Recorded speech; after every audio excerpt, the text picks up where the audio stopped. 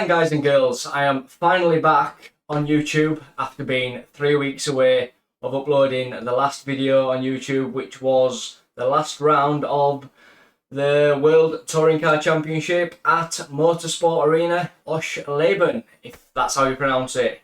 So yeah, during this video I wanted to do a bit of an explanation why I've been away for so long, and well, as you can see, the most important bits, the 3 boxes in front of me, Moza. So yeah, I've had to compromise during this video. I'm currently sat on 2 boxes, and I've got 2 floorboards sat on a workbench. So hopefully nothing collapses during this video, and it'll be smooth sailing. So yeah, I think it's best we get the ball rolling of why I've been away for so long. So yeah, 3 weeks ago today, we got our house keys, which we had bought. It was a long process, don't really want to go into it too much, but we finally got us keys, and we bought it off an old woman, which she'd never ever decorated since the day she probably bought the house, so it was pretty ancient, to say the least. So yeah, we'd already had a bit of an idea of what we wanted to do with the house, you know, stuff like rip carpets up, you know, put new flooring down.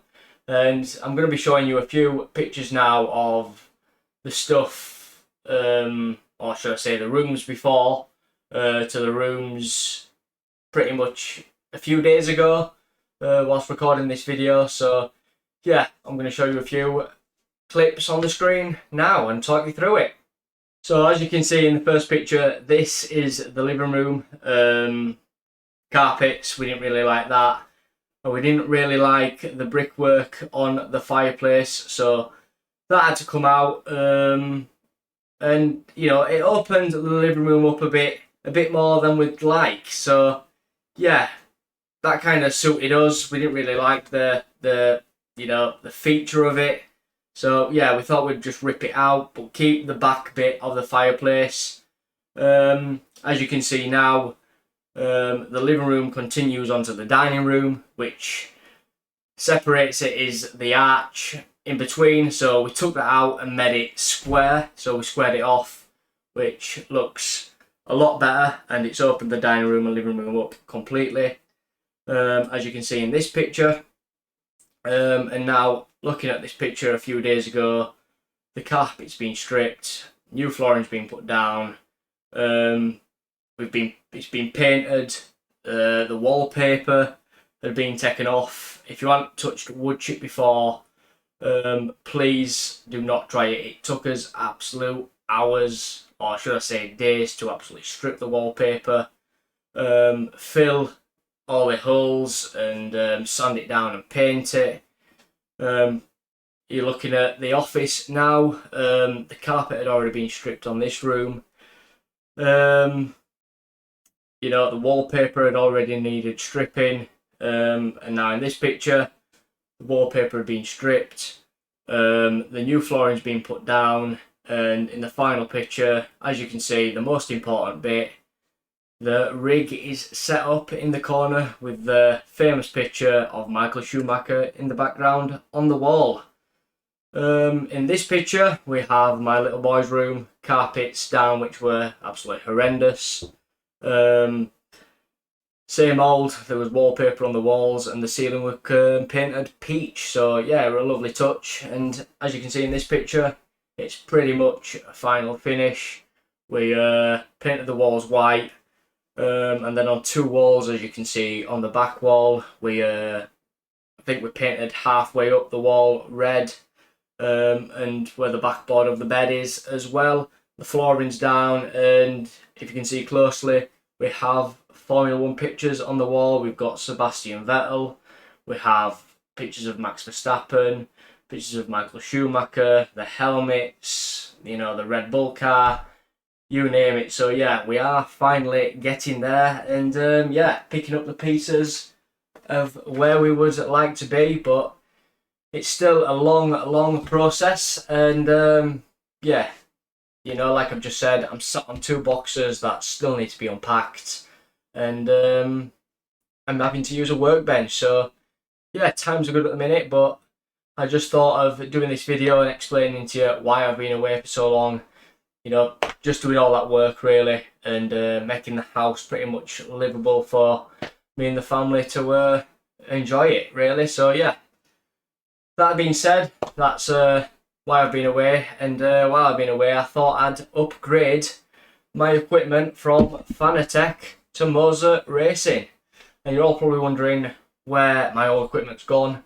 My old man who races in the community championship, Richard Andrews, he has bought my old equipment, and yeah, I'd like to say from what I've seen so far, he is quicker already. So yeah, he was using a Thrustmaster, whatever, I can't remember exact model he was using, but yeah, it's safe to say he is glad he got rid of it, and now he's on a direct drive of a CLS DD and a Fanatec Club Sport wheel with the CLS pedals. So yeah, most important question now is, why did I fancy getting rid of the Fanatec to Moza? Well, number one, I wanted loads of pedals, which we're going to be doing an unboxing with them in a moment. The wheel, I just wanted more buttons than the F1 Club Sport wheel that Fanatec had. The R12, which we'll go to in a second, it was just a case of I wanted more feel, and the feedback I got from people that was pushing me towards the R12 rather than the R9. Although I did have the budget for R9, I didn't really want to push to the R12 because I am from Yorkshire, and if you don't know already, Yorkshire people are tight. So yeah, I did get talked into it of upgrading to the R12, which I've got now. Am I pleased about it? Yeah, I haven't tried them out yet, but it's got to be better than the CLS DD and the R9. Although I did know the R9 had some cooling issues, so that is another, you know, step forward of getting the R12 instead of the R9. But yeah, pedals, load cell, the CLS pedals I had no resistance whatsoever. I did end up buying these mods that I got from Italy that kind of made the brake pedal a bit, you know, harder to press, but the more you used it, the softer they got, and it was just a pain, especially trying to drive, you know, stuff like the LMP2s, the GTPs, having that, you know, that feel of not locking up the brakes, which I didn't really have using them pedals. But yeah, let's get down to business and, you know, do some unboxing with these Moza Racing. So let's start off with, well, let's start off with the pedals. So let's try and not break this workbench. I'll put the boxes that I'm not opening yet, don't fall over, to one side, and yeah, let's get the Stanley knife open. If there are any younger kids watching this video, please get your parents to open these boxes. We don't want any, you know, dangerous people with, you know, using knives, or, well, yeah, you don't really want to hurt yourself. That's what I'm trying to say. So please just get your parents. So yeah, let's get into this box and see what we feel about them. I've only ever done one unboxing, which was a computer, and I wouldn't say it was a review. It was just my opinion on what I thought about the computer, and I'm doing it for the same for these boxes. And Moza, you know, like I say, I ain't really tried them. Moza hasn't really paid me to promote them because, you know, don't really see myself being the best reviewer. So if you are watching this and you want a, you know, a true detail on what I think about them, then maybe I'm not for you. So yeah, I'm just going to give you my full opinion on what I think,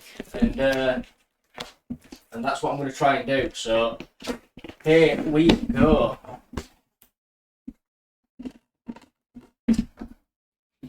So safe to say, first things first, it's nicely padded out, as you can see. Don't want any damages to happen. Let's lay it on the side and try and get it out the best way we can. So, as you can see straight away, we've got the pedal manual, which we'll be trying to read. And the first thing that's come out is the pedal plate, which is quite nice touch if you can see it. There you go, it's got the holes already drilled in, and I'm assuming you can then place it as wherever you want on the pedal. So if you like the pedals close, or if you like the pedals, you know, far apart, then that's entirely up to you. But yeah, in my opinion, exactly the same as the Fanatec CLS pedal plate I used. No difference there. Yeah, just a lovely touch, I'd say. But that's it for the pedal plate. And let's see about the pedals now. So, put this box to the side. And, well, yeah, let me tell you a bit about the pedals. So it's got a 100 kilo high precision load cell. It's got 16-bit high precision position sensor. Bit of a tongue twister there, can't really say it. You've got high strength steel, a combination of spring and damper, and a USB connection to the PC. So that's a bit of that. Let's have a look at the pedals now. So first things first, I'm assuming this is the brake pedal. Now I am looking forward to using these. I mean, it's going to be, you know, a bit of getting used to with the load cell compared to what I'm used to with the Fanatec CLS DD. Having not, you know, like I said, not much feel within the brake, but that is, I'd say, a lot better quality than the Fanatec pedals I was using already. You know, got a nice touch up there.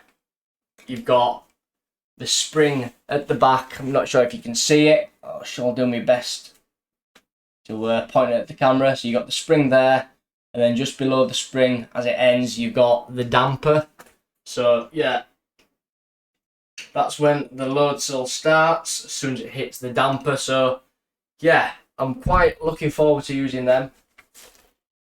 Going to the accelerate pedal now. Let's have a look what this baby looks like.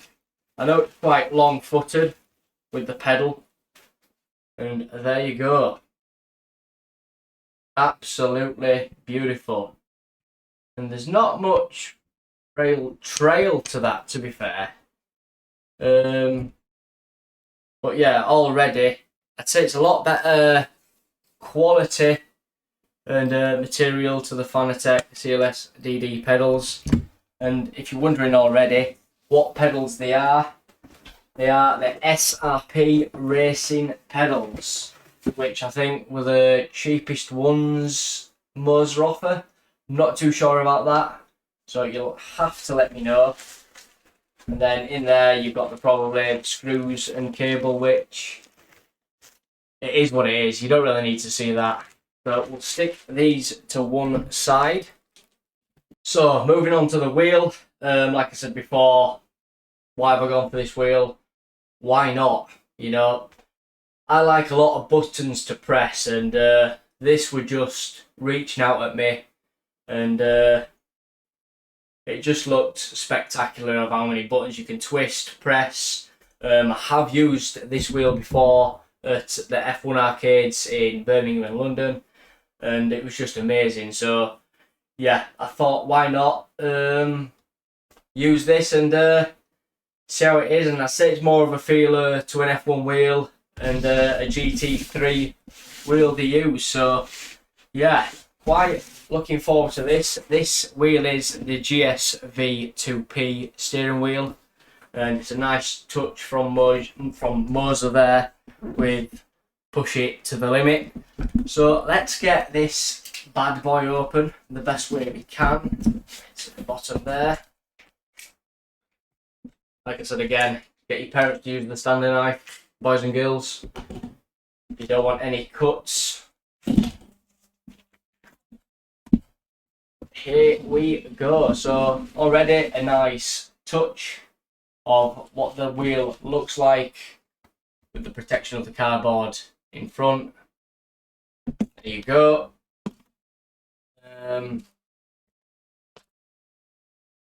That's, I'm sure, where you can stick all the buttons on the steering wheel.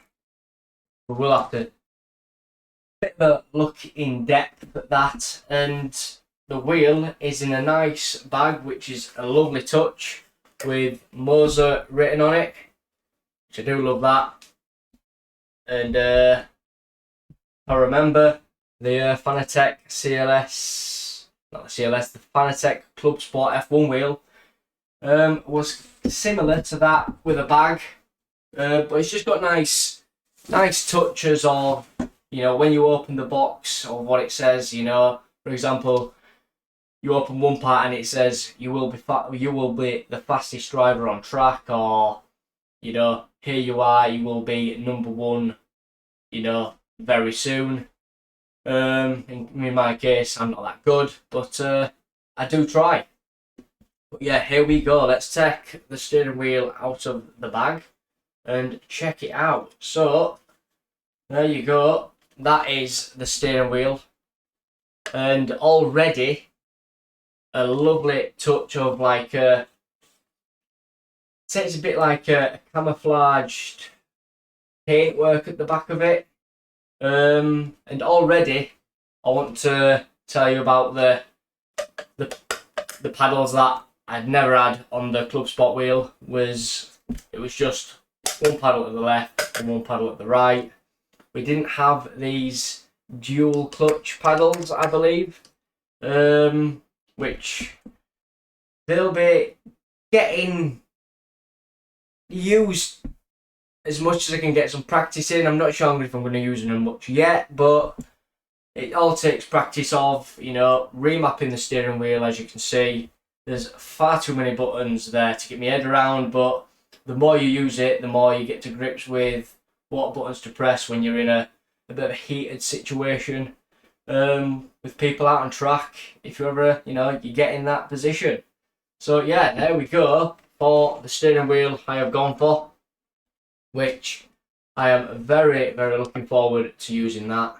And dialing in all the buttons and remapping everything, you know, to my liking. So yeah, let's put that down to the side and open the last box, which is the Moza R12 base.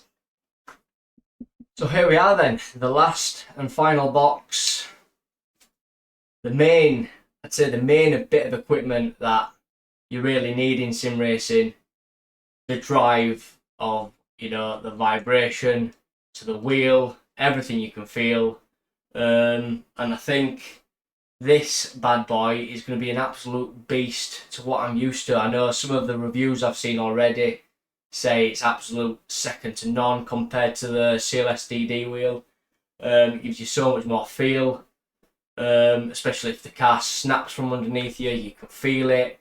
More vibration on the curbs. So yeah, I'm quite looking forward to this one. So let's get it open and let's see what it looks like from my own eyes.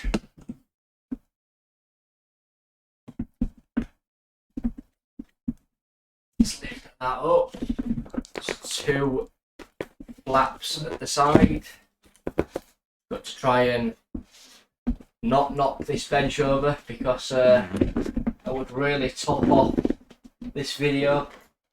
I mean, it might make some comedy for you guys, but yeah, it wouldn't for me, safe to say. So here we go. That is open already. You've got the manual for the base, which is there, which we'll check a look out at that when we're setting it up. You've got the cables And then if we lift this up, it should be there sparkling in our eyes, which it certainly is.